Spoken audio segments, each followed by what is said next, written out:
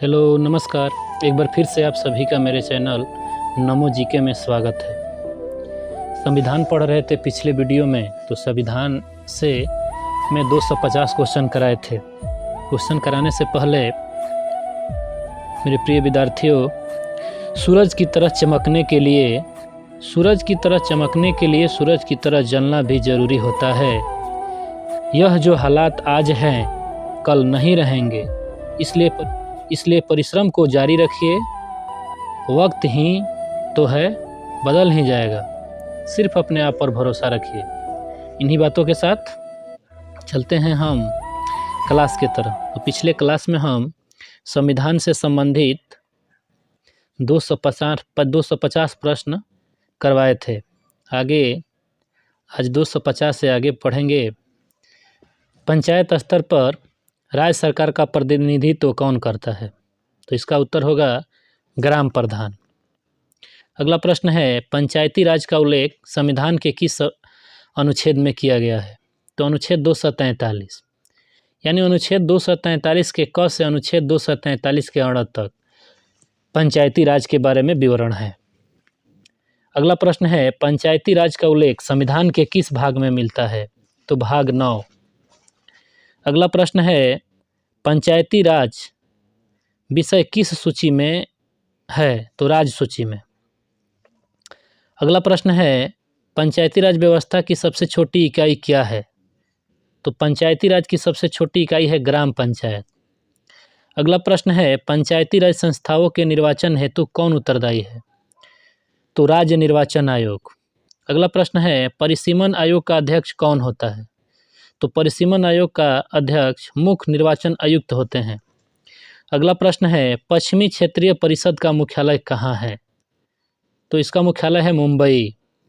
अगला प्रश्न है, पहला निवारक निरोध अधिनियम किस वर्ष पारित किया गया था? तो 26 फरवरी 1950 को। अगला प्रश्न है, पहली बार अंतर्राज्य परिषद की स्थापना कब की गई? तो जून 1990। अगला प्रश्न है, पहली बार किस दिन पूर्ण स्वराज दिवस मनाया गया था? तो 6 जनवरी 1930। अगला प्रश्न है, पाँचवें वित्त आयोग की अवधि क्या थी? तो पाँचवें वित्त आयोग की अवधि जो थी 1969 से 1974। अगला प्रश्न है, पाँचवें वित्त आयोग के अध्यक्ष कौन थे? तो महावीर त्यागी। अगला प्रश्न है, पिछड़े वर्ग आयोग के गठन का प्रावधान किस अनुच्छेद में किया गया है? तो अनुच्छेद 338 क। अगला प्रश्न है, पिट्स इंडिया एक्ट कब पारित किया गया? तो 1784 ईस्वी। अगला प्रश्न है, पूर्वी क्षेत्रीय परिषद का मुख्यालय कहाँ है? तो कोलकाता। अगला प्रश्न है, प्रथम अमेरिकी राष्ट्रपति कौन थे जिन्होंने भारतीय संसद में बोला? तो डी आइजनहावर 1959 में। अगला प्रश्न है, प्रथम वित्त आयोग का गठन कब किया गया था? तो सन 1951 ईस्वी में। अगला प्रश्न है, प्रथम वित्त आयोग की अवधि क्या थी? तो प्रथम वित्त आयोग की अवधि जो थी वो 52 से 57 थी, 1952 से 1957। अगला प्रश्न है, प्रथम वित्त आयोग के अध्यक्ष कौन थे? तो प्रथम वित्त आयोग के अध्यक्ष जो थे वो केसी नियोगी थे। प्रथम संविधान दिवस कब मनाया गया? तो प्रथम संविधान दिवस 26 नवंबर 2015 को मनाया गया। 2015 से ही संविधान दिवस 26 नवंबर को मनाया जाता है। अगला प्रश्न है, प्रधानमंत्री को पद एवं गोपनीयता की शपथ कौन दिलाता है? तो राष्ट्रपति। अगला प्रश्न है, प्रधानमंत्री पद पर रहते हुए किस प्रधानमंत्री की मृत्यु भारत के बाहर हुई थी? तो लाल बहादुर शास्त्री, जिनकी मृत्यु 11 जनवरी 1966 को तस्कंद में हुई थी। अगला प्रश्न है, प्रधानमंत्री पद से त्याग पत्र देने वाले पहले प्रधानमंत्री कौन थे? तो मोरारजी देसाई। अगला प्रश्न है, प्रधानमंत्री बनने के लिए न्यूनतम आयु कितना होनी चाहिए? तो 25 वर्ष।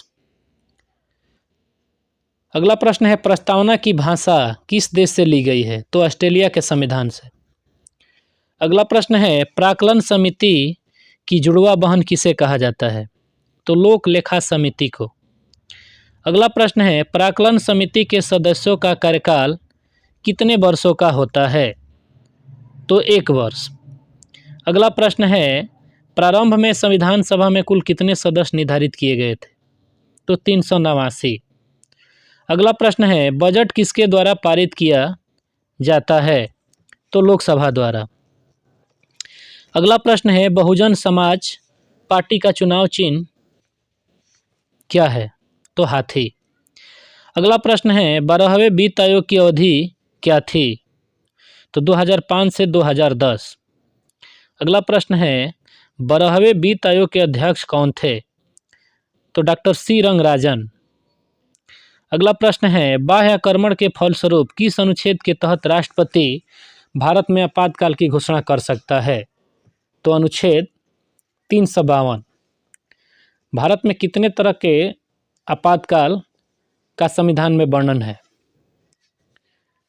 तो भारत में 3 तरह के आपातकाल का विवरण है। एक 352 के तहत, दूसरा 356 और तीसरा 360। तो 360 जो है अभी तक हमारे देश में नहीं लगा है। 360 जो है वो वित्तीय आपात है, धन की कमी। 356 जो है वो राष्ट्रपति शासन, और 352 जो है वो बाह्य देश के आक्रमण पर लगता है। अगला प्रश्न है, बी आर अम्बेडकर कहाँ के संविधान सभा में के सीट से निर्वाचित हुए थे? तो पश्चिम बंगाल। अगला प्रश्न है, ब्रिटिश काल में किस अधिनियम के तहत मुस्लिम सदस्यों का चुनाव सिर्फ मुस्लिम मतदाता ही कर सकते थे? तो 1909 ईस्वी के भारत परिषद अधिनियम। अगला प्रश्न है, ब्रिटिश संसद में किस वर्ष भारतीय स्वतंत्रता अधिनियम प्रस्तावित किया गया? तो 4 जुलाई 1947 ईस्वी को। अगला प्रश्न है, भारत पाक विभाजन के उपरांत संविधान सभा में कितने सदस्य रह गए? तो 299।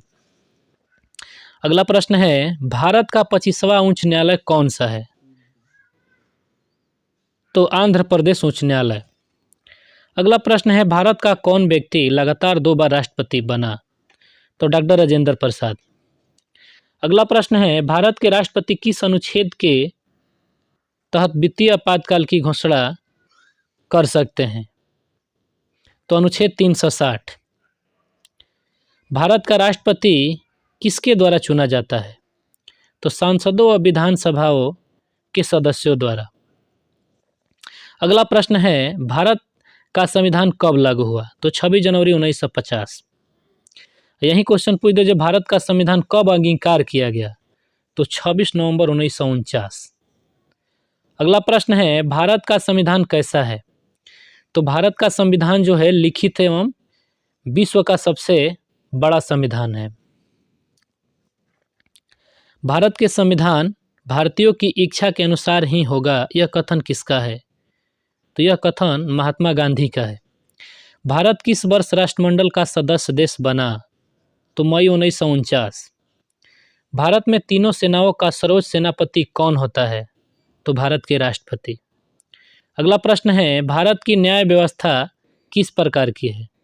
तो एकहरी और एकीकृत। अगला प्रश्न है, भारत की प्रथम महिला लोकसभा अध्यक्ष? तो मीरा कुमार, श्रीमती मीरा कुमार। अगला प्रश्न है, भारत की संघीय कार्यपालिका का अध्यक्ष कौन होता है? तो संघीय कार्यपालिका का अध्यक्ष जो होते हैं वो राष्ट्रपति होते हैं। अगला प्रश्न है, भारत की संघीय व्यवस्थापिका को किस नाम से जाना जाता है? तो संसद के नाम से जाना जाता है।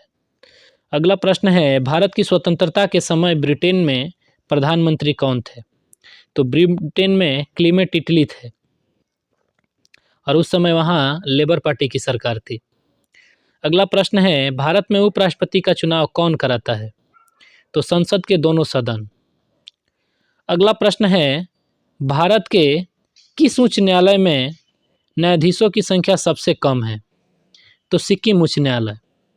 अगला प्रश्न है, भारत के किस न्यायालय में न्यायाधीशों की संख्या सबसे अधिक है? तो इलाहाबाद उच्च न्यायालय। अगला प्रश्न है, भारत के कौन से एकमात्र राष्ट्रपति निर्विरोध चुने गए थे? तो नीलम संजीव रेड्डी। अगला प्रश्न है, भारत के कौन से प्रधानमंत्री राज्यसभा के सदस्य रहे? तो श्रीमती इंदिरा गांधी व मनमोहन सिंह। अगला प्रश्न है भारत के प्रथम मुख्य चुनाव आयुक्त कौन थे? तो सुकुमार सेन। अगला प्रश्न है भारत के प्रथम मुख्य न्यायाधीश कौन थे? तो हीरालाल जे कानिया। अगला प्रश्न है भारत के प्रथम लोकसभा अध्यक्ष कौन थे? तो जीवी मावलंकर। अगला प्रश्न है भारत के प्रधानमंत्री की नियुक्ति कौन करते हैं? तो भारत के राष्ट्रपति। अगला प्रश्न है भारत के महान्यायवादी का कार्यकाल कितने वर्षों का होता है? तो राष्ट्रपति जब तक चाहें। इसका कोई लिखित कार्यकाल का वर्णन संविधान में नहीं है। अगला प्रश्न है भारत के महान्यायवादी की नियुक्ति कौन करता है? तो भारत के महान्यायवादी की नियुक्ति राष्ट्रपति करते हैं। अगला प्रश्न है भारत के मुख्य निर्वाचन आयुक्त का पद किसके बराबर होता है? तो सुप्रीम कोर्ट के मुख्य न्यायाधीश के बराबर। अगला प्रश्न है भारत के राष्ट्रपति की आपातकालीन शक्तियाँ किस देश से ली गई है? तो जर्मनी के संविधान से। अगला प्रश्न है भारत के राष्ट्रपति को कौन सलाह दे सकता है? तो संघीय मंत्री परिषद। अगला प्रश्न है भारत के राष्ट्रपति को पद एवं गोपनीयता की शपथ कौन दिलाता है? तो भारत का मुख्य न्यायाधीश। अगला प्रश्न है भारत के राष्ट्रपति पद के लिए उम्मीदवार की न्यूनतम आयु कितनी होनी चाहिए? तो 35 वर्ष। अगला प्रश्न है भारत के राष्ट्रपति व उपराष्ट्रपति की अनुपस्थिति में कार्यभार कौन ग्रहण करेगा? तो न्यायालय का मुख्य न्यायाधीश, सर्वोच्च न्यायालय का मुख्य न्यायाधीश। अगला प्रश्न है भारत के विभिन्न पदाधिकारियों जैसे राष्ट्रपति, उपराष्ट्रपति, मंत्री, उच्चतम एवं उच्च न्यायालय के न्यायाधीशों द्वारा ली जाने वाली शपथ का उल्लेख किस अनुसूची में मिलता है? तो तीसरी अनुसूची में।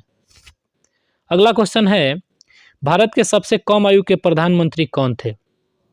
तो राजीव गांधी, 40 वर्ष की अवस्था में।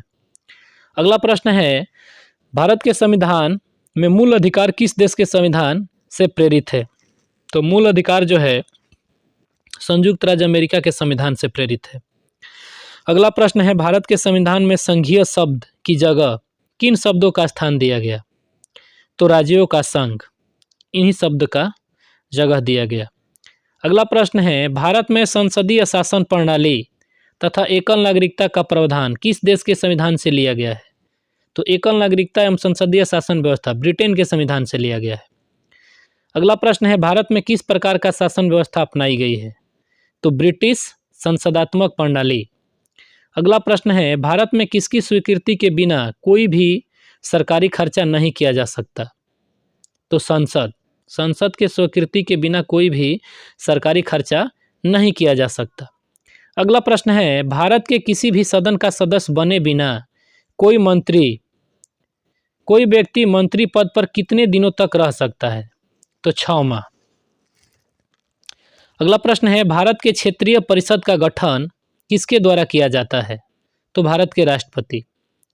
अगला प्रश्न है भारत में निर्वाचन संबंधी उल्लेख संविधान के किस अनुच्छेद में किया गया है? तो अनुच्छेद 324 से अनुच्छेद 329 तक। अगला प्रश्न है भारत में निर्वाचन संबंधी उल्लेख संविधान के किस भाग में किया गया है? तो भाग 15। अगला प्रश्न है भारत में पंचायती राज अधिनियम कब लागू हुआ? तो 25 अप्रैल 1993। अगला प्रश्न है भारत में पहला नगर निगम कहाँ स्थापित हुआ? तो चेन्नई। अगला प्रश्न है भारत में पहली बार महिलाओं को मताधिकार कब प्राप्त हुआ? तो 1989। अगला प्रश्न है भारत में प्रजातंत्र किस तथ्य पर आधारित है? तो जनता को सरकार चुनने व बदलने का अधिकार। अगला प्रश्न है भारत में वैध प्रभुसत्ता किस में निहित है? तो संविधान में निहित है। अगला प्रश्न है भारत में संविधान कब लागू हुआ? तो 26 जनवरी 1950 ईस्वी को। अगला प्रश्न है भारत में संविधान सभा गठित करने का आधार क्या था? तो कैबिनेट मिशन योजना 1946। कैबिनेट मिशन योजना के तहत ही भारतीय संविधान का गठन हुआ। अगला प्रश्न है भारत में सार्वजनिक मताधिकार का आधार पर प्रथम आम चुनाव कब हुए? तो प्रथम आम चुनाव जो है वो 1952 में हुए।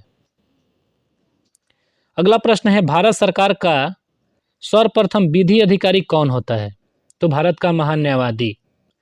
अगला प्रश्न है, भारत के नियंत्रक एवं महालेखा परीक्षक का उल्लेख संविधान के किस अनुच्छेद में किया गया है? तो अनुच्छेद 148 से अनुच्छेद 151 तक। भारतीय निर्वाचन आयोग की स्थापना कब की गई थी? तो 24 जनवरी 1950 और 25 जनवरी 1950। अगला प्रश्न है, भारत राज्य व्यवस्था के विभिन्न पदाधिकारियों जैसे राष्ट्रपति, राज्यपाल, राज्यसभा के सभापति और लोकसभा के अध्यक्ष तथा उपाध्यक्ष के वेतन, भत्ते और पेंशन आदि का उल्लेख किस अनुसूची में किया गया है? तो दूसरी अनुसूची। अगला प्रश्न है, भारतीय राष्ट्रीय कांग्रेस ने पहली बार कब भारतीय संविधान के निर्माण के लिए आधिकारिक रूप से संविधान सभा के गठन की मांग की? तो 1935 ईस्वी में। अगला प्रश्न है, भारतीय राष्ट्रीय कांग्रेस ने सर्वप्रथम संविधान सभा के गठन की मांग कब की? तो 1936। अगला प्रश्न है, भारतीय संघवाद को किसने सहकारी संघवाद कहा?